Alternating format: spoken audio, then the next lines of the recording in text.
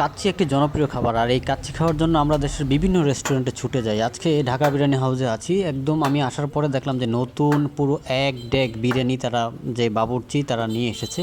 তো মনে হলো যে আপনাদেরকে দেখাই কাচ্চির ডেকের ভিতরে আসলে বিরিয়ানিটা কিভাবে থাকে।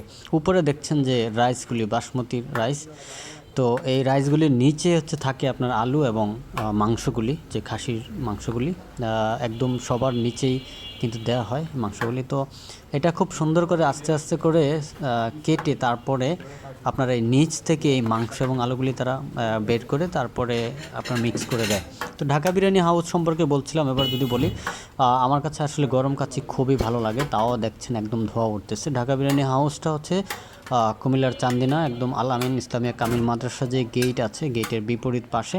বর্তমানে চান্দিনাতে যে কয়েকটা কাচ্চির রেস্টুরেন্ট রয়েছে তার মধ্যে খুব বেশি জনপ্রিয় এই ঢাকা বিরিয়ানি হাউস, এবং তাদের খাবারের মান অন্যান্য রেস্টুরেন্টের তুলনায় আমার কাছে মনে হয়েছে যে খুবই ভালো।